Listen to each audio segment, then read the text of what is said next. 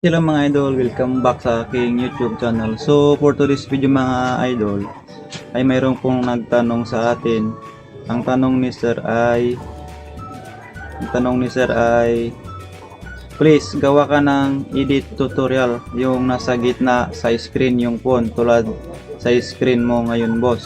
So ang ibig sabihin ni Sir, yung screen ay nakikita sa ating tutorial sa YouTube. Yung mismong parang yung cellphone tsaka yung videos natin is nakalagay sa screen nakatayo. So yun po ang ibig sabihin ni Sir.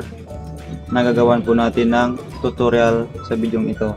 So mga idol, madali lang po yan gawin. So unang step ay ang gamit ko mga idol is CapCut. So kung mapanood mo ito idol, sa nagtanong, ito ang video na ito ay para sa inyo. At sa mga gustong mag-edit ng tutorial, tuturuan ko kayo step by step. Sundan nyo lang po yung videos na ito mga idol. So ang unang gagawin natin mga idol, open nyo yung CapCut. Ito yung ginagamit ko mga idol, yung CapCut kasi maganda at friendly user. Then pindutin nyo lang yung new video, then maglagay tayo ng background. Yan. So sa inyo na, sa akin mga idol, so green lang yung i-background ko ngayon. For example lang ito, depende sa inyo yan mga idol kung anong kulay ang gusto nyo i-background. So halimbawa ang videos nyo ay yan, halimbawa may haba nyo, kung gaano kahaba yung record nyo na screen, ganon din kahaba yung photo. So yung baguhin nyo lang yung ratio. Ayan. So wag na nating baguhin yung ratio. Pero kung babaguhin yung mga idol, dito nyo lang yung hanapin sa aspect ratio. Ayan. Then, siyempre yung pang YouTube, mayroong 16:9, mayroong 4:3. So, sige, select po natin yung 4:3. Ayan. So kung mapapansin nyo, nagliit siya. So, i-zoom lang natin. Ayan. Para mabuo siya na green background. So ngayon, may background na tayo mga idol. Dito na natin i-insert ang ating screen record para magmukhang cellphone siya na nilagay sa gitna ng video na ito. Ayan po. So ang i-click po natin, click po natin yung overlay. Ayan, add overlay.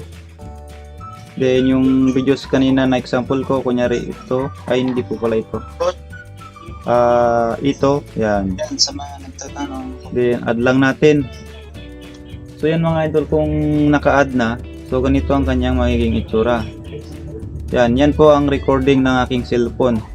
Ngayon, para magmukha siyang cellphone, pindutin nyo ang stickers. Yan. Search nyo dito ang cellphone frame. Yan. So sa iba guys, hindi nila ito tinuturo kasi ayaw nilang mag-share ng mga ganitong kaalaman, pero sa akin ituturo ko mga idol ang pinakamadaling technique. So sa iba kasi nagda-download pa sila ng cellphone frame, is mahirap naman yun, i-remove background mo pa. Ito yung tinuro ko mga idol, mas mabilis, sa CapCut lang ito mismo, at saka hindi mo na kailangan mag-remove background.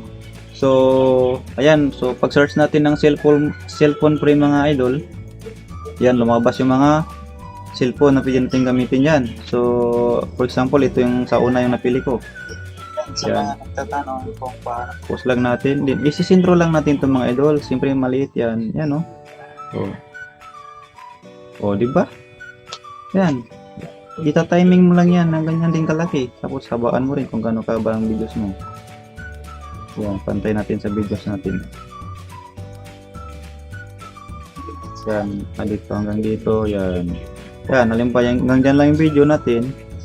Cut natin yung background. Then, tap remove ang sobra. Tapos, ito ipantay natin ipantay po natin ang frame. Yan, pantay din sa frame. Yan mga idol, pantay lang natin dyan. Yan. Yan. Then remove natin yung ending na yan. Yan, ganyan lang kadali mga idol. So play natin yung example natin. Play natin. Hindi. Ganito lang. Yan, sige, play natin. Sa mga nagtatanong kung paano lakasan po natin mga idol.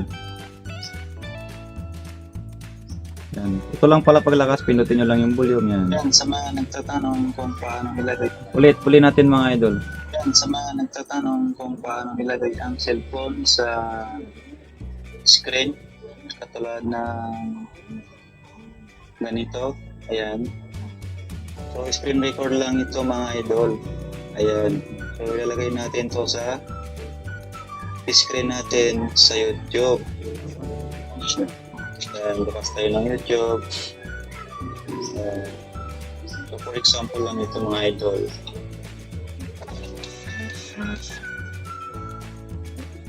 Ayan.